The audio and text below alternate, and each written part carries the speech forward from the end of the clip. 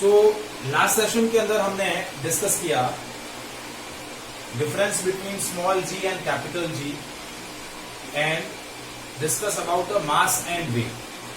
मास और वेट के बारे में डिस्कस किया था, ठीक है। तो मास क्या होता है? The quantity of matter present in the body, quantity of matter present in any object or present in any body is called its mass, and the weight is the force exerted by the earth on the object placed on its surface towards its center। अर्थ जो object पर अपने centre की तरफ जो force लगाती है उस force को हम क्या बोलते हैं? वेट। क्या बोलते हैं? वेट। तो मास क्या होता है? मास को हम रिप्रेजेंट करते हैं m से और वेट को हम रिप्रेजेंट करते हैं W से, और W की वैल्यू होती है m इंटू जी। क्या होती है? m इंटू जी, मास इंटू ग्रेविटेशनल एक्सेलरेशन। अब देखिए, ऑब्जेक्ट का जो मास होता है वो हमेशा कांस्टेंट रहता है, उसकी value place to place change नहीं होती, जबकि वेट का जो वैल्यू है वो प्लेस टू प्लेस चेंज होता है। क्यों? क्योंकि वेट की जो डिपेंडेंस है वो किस पर होती है? जी पर होती है। तो जी की value place to place change होती है। जी की वैल्यू क्या होती है? प्लेस टू प्लेस अलग अलग रहती है। तो जी चेंज होगा तो वेट ऑफ द ऑब्जेक्ट जो होगा that will also change as the value of G is change. तो अलग अलग प्लेसेस पर ऑब्जेक्ट का वेट अलग अलग रहेगा। तो आज हम डिस्कस कर रहे हैं wait of the object on the earth surface and wait of the object on the moon surface. Weight of the object on Earth surface as well as weight of the object on the moon surface। और क्या difference होता है? मास में क्या difference आएगा? मास कभी भी change नहीं होगा। ऑब्जेक्ट का मास अर्थ सरफेस पे, ऑब्जेक्ट का मास मून सरफेस पर है, ऑब्जेक्ट का मास किसी भी सरफेस पर हमेशा सेम ही रहेगा। मास चेंज नहीं होता है। चेंज क्या होगा? वेट। प्लेस टू प्लेस क्या चेंज होगी? वेट की वैल्यू चेंज होगी।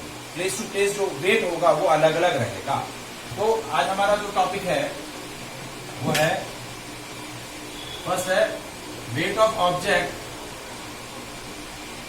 On earth surface. So weight of object on earth surface कैसे दिया जाता है? It is a force exerted by the earth on object towards its centre. तो W is equal to m into G. और देखिए, G का value होता है capital G capital M by R square. ये कैपिटल M जो है ये मास ऑफ अर्थ ले रहा हूं और कैपिटल R ले रहा हूं रेडियस ऑफ अर्थ। तो इसको मैंने रिप्रेजेंट कर दिया ME और RE। ME क्या है? मास ऑफ अर्थ, और RE है रेडियस ऑफ अर्थ। ये नोटेशन के अंदर E क्यों डाला है? क्योंकि हम दो अलग अलग सरफेसेस पर वेट का वैल्यू मेजर कर रहे हैं। तो ये आया wait of object on earth surface, इसलिए मैंने सबस्क्रिप्ट में क्या डाल दिया? E डाल दिया है। ये E से कंफ्यूज नहीं होना है। E का मतलब weight of object on earth surface. तो ये हो गया W is equal to M into G. अब जब हम किसी दूसरे प्लेनेट पर जाएंगे, दूसरे प्लेनेट पर जाएंगे, तो उस प्लेनेट पर जो ग्रेविटेशनल एक्सेलरेशन होगा वो डिफरेंट होगा। ग्रेविटेशनल एक्सेलरेशन डिफरेंट क्यों है? क्योंकि उस प्लेनेट का मास अलग होगा, उस प्लेनेट की रेडियस अलग होगी। तो मास और प्लेनेट का मास और उसका रेडियस अलग होने की वजह से उस प्लेनेट पर जो ग्रेविटेशनल एक्सेलरेशन रहेगा वो ग्रेविटेशनल एक्सेलरेशन क्या होगा? डिफरेंट होगा। क्या होगा? डिफरेंट होगा। तो यदि मैं चेक करूं कि wait of object on moon surface कैसे चेक करूंगा? वेट ऑफ ऑब्जेक्ट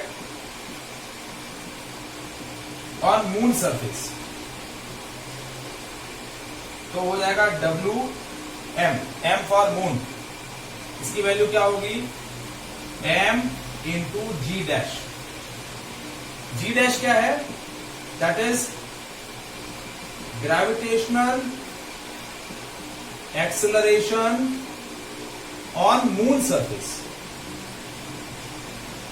क्योंकि मून सरफेस पर ग्रेविटेशनल एक्सेलरेशन की वैल्यू डिफरेंट होगी, अर्थ सरफेस पर इसकी वैल्यू जी है। अर्थ सरफेस पर इसकी वैल्यू कितनी है g, और ये है 9.8 मीटर पर सेकंड स्क्वायर। पर मून सरफेस पर ग्रेविटेशनल एक्सीलरेशन की वैल्यू डिफरेंट होगी। क्यों? क्योंकि इसकी वैल्यू उस प्लेनेट के मास और उस प्लेनेट के रेडियस पे डिपेंड करती है। तो g डैश की वैल्यू आएगी capital G mass of moon upon radius of moon का square, mass of moon upon radius of moon का स्क्वायर। अब मून का मास डिफरेंट होता है, उसकी रेडियस भी क्या होती है? डिफरेंट होती है। क्या होती है? डिफरेंट रहती है। ठीक है, तो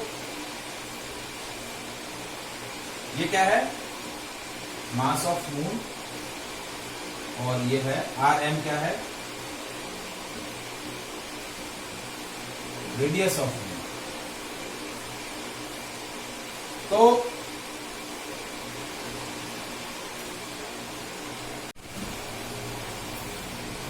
कि मून सरफेस पर ऑब्जेक्ट का मास जो है वो किस पर डिपेंड करेगा? Gravitational acceleration on the moon surface. और gravitational acceleration on the moon surface क्या होगा? g into mass of moon surface upon radius of moon. तो मास ऑफ मून होता है 7.36 इंटू 10⁻22 kg, और रेडियस ऑफ मून होती है 1.74 इंटू 10⁻6 मीटर। देखिए, अर्थ का मास होता है, अर्थ का मास कितना होता है? 6 इंटू 10⁻24 kg, ये मास ऑफ अर्थ है। और रेडियस ऑफ अर्थ होती है 6.4 इंटू 10⁻6 मीटर। तो अर्थ का मास भी ज्यादा है और उसकी रेडियस भी ज्यादा है, जबकि मून का मास और मून की रेडियस दोनों अर्थ के कंपैरिजन में स्मॉल होते हैं। तो ये जब वैल्यू आप प्लेस करेंगे, mass of earth, sorry mass of moon surface, radius of moon surface, और g की वैल्यू है यूनिवर्सल ग्रेविटेशन कांस्टेंट, वो है 6.67 इंटू 10⁻11। तो ये जब आप वैल्यू सारी प्लेस करेंगे तो g डैश का वैल्यू क्या आएगा? g/6। देखिए, g का वैल्यू होता है 9.8 मीटर पर सेकंड स्क्वायर, तो g डैश की वैल्यू क्या हो जाएगी? g डैश की वैल्यू हो जाएगी 9.8 डिवाइड बाय 6। यानी मून सरफेस पर जो ग्रेविटेशन एक्सेलरेशन का जो वैल्यू है वो अर्थ सरफेस पर ग्रेविटेशन एक्सेलरेशन का 1/6 है। कितना है? 1/6 टाइम। यानी अर्थ सरफेस पर ग्रेविटेशन एक्सेलरेशन यदि 9.8 मीटर पर सेकंड स्क्वायर है, तो मून सरफेस पर उसकी वैल्यू कितनी है?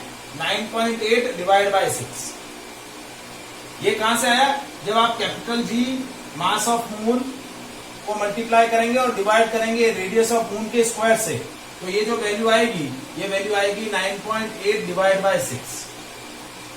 तो अर्थ मून सरफेस पर जो मास रहेगा, मून सरफेस पर वेट जो रहेगा, मास नहीं वेट, m इंटू g/6 क्या रहेगा? m into g/6। यानी अर्थ सरफेस पर जितना मास है उसका 1/6 हो जाएगा। कितना हो जाएगा? 1/6। तो देखिए, ये g mass of moon upon radius of moon का स्क्वायर, इसकी वैल्यू हो गई mass of weight of object on earth surface divide by 6। यानी मून सरफेस पर ऑब्जेक्ट का जो वेट होगा वो अर्थ सरफेस पर ऑब्जेक्ट के वेट से 1/6 रहेगा। क्या रहेगा? 1/6।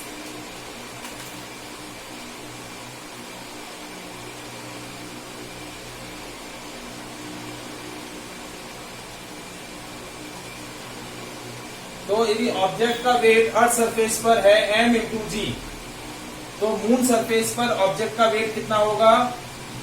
mg/6। यदि मून सरफेस पर, अर्थ सरफेस पर ऑब्जेक्ट का वेट कितना है? m इंटू जी, तो मून सरफेस पर उसका वेट कितना हो जाएगा? mg/6। कितना हो जाएगा? mg/6। क्यों ऐसा क्यों हो रहा है? क्योंकि अर्थ मून सरफेस पर जो ग्रेविटेशनल एक्सेलरेशन है g डैश की वैल्यू जो है वो g/6 होगी। यानी अर्थ सरफेस पर जो ग्रेविटेशनल एक्सेलरेशन है उसका 1/6, उसका 1/6। Is it clear? बिल्कुल भी विजिबल नहीं है?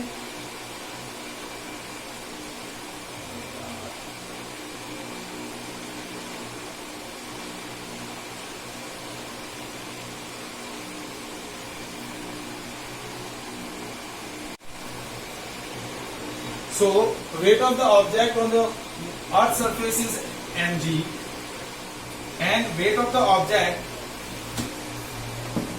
on the moon surface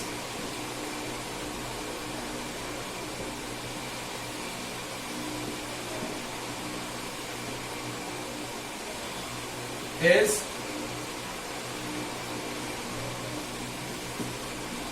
mg by 6. क्या होगा? mg by 6. Weight of object on a moon surface is mg by 6. So when we take a ratio, mass of weight of the object on a moon surface divided by weight of the object on an earth surface, so that ratio is mg by 6 divided by mg. mg and mg cancel हो जाएगा. The ratio comes is 1 by 6. तो object का जो wait होगा moon surface पर वो 1/6 time होगा wait of object on earth surface. This is the wait of object on a moon surface. Wm is equals to 1/6 of weight of object on a earth surface. So weight of object on a earth surface, on the moon surface is 1/6 time of weight of object on a earth surface. Is it clear? Now अब इससे related मैं question discuss कर रहा हूं. आपको बोला है कि mass of object is 10 kg. What will be its mass on earth surface? What will be its mass on earth surface? तो देखिए, मास ऑफ ऑब्जेक्ट कितना दिया हुआ है? 10 kg. मास ऑफ ऑब्जेक्ट क्या दिया हुआ है? 10 kg. So weight of object on earth surface कितना हो जाएगा? That is WE, that is m into G. तो m की वैल्यू 10, g की वैल्यू आपकी रहती है 9.8. ये हो गया 98 न्यूटन. वेट का ऐसा यूनिट क्या होगा? न्यूटन. तो वेट ऑफ द ऑब्जेक्ट क्या हो जाएगा? 98 न्यूटन. Is it clear? ठीक है. अब नेक्स्ट क्वेश्चन देखिए. नेक्स्ट क्वेश्चन है, an object weighs 10 newton on the earth surface, what would be its weight on the surface of moon? तो बहुत ही इजी क्वेश्चन है. आपको क्या बोला है? Weight of object on earth surface is 10 Newton. What will be its weight on the moon surface? So weight of object on a moon surface is 1/6 of weight of object on earth surface. So weight of object on a moon surface is Wm is equals to 1/6 into 10. So that is 10/6, यानी 5/3 Newton. कितना हो जाएगा? 5/3 Newton. क्या हो जाएगा? 5/3 newton. Is it clear? Any doubt?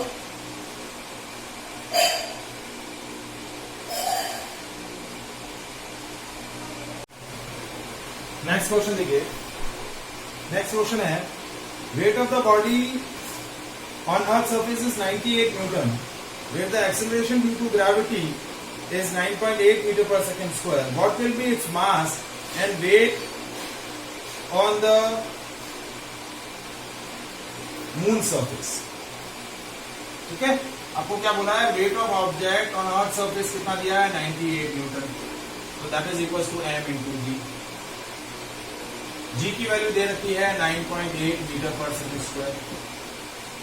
तो mass of object क्या हो जाएगा? That is m. m की वैल्यू हो जाएगी WE बाय जी. तो 98 डिवाइड बाय 9.8 कितना हो गया? 10 kg. अब जैसा कि मैंने डिस्कस किया था कि ऑब्जेक्ट का मास जो है वो चेंज नहीं होता, वो हमेशा कांस्टेंट रहता है, प्लेस टू प्लेस चेंज नहीं होता है. तो mass of object on moon surface भी वही रहेगा, mass of object on earth surface भी वही रहेगा, 10 kg. तो mass of object on moon surface कितना हो जाएगा? 10 kg. ठीक है. अब आता है weight of object on moon surface. ये है Wm, that is 1/6 of mass of weight of object 1/6 of weight of object on क्या होगा, अर्थ सरफेस। तो ये हो गया 1/6 इंटू 98। तो कितना हो जाएगा, 6 1 जा 6, 38, 6 6 जा 36.23 16.33 metre. So that is the weight of object on a moon surface. तो आज हमने ये जो पॉइंट डिस्कस किया कि weight of object on a moon surface is 1/6 of weight of object on earth surface. Mass of object हमेशा same रहेगा, वो चेंज नहीं करेगा, प्लेस टू प्लेस वो सेम ही रहेगा। मून सरफेस पर भी मास वही रहेगा और सरफेस पर भी मास वही रहेगा। So that is all about the today session. ठीक है, इसके साथ आपका ये जो ग्रेविटेशन वाला पोर्शन है वो इसके साथ कंप्लीट होता है। अब इसमें एक्सरसाइज, बैक एक्सरसाइज जो क्वेश्चंस हैं that we will discuss on a later session. Okay.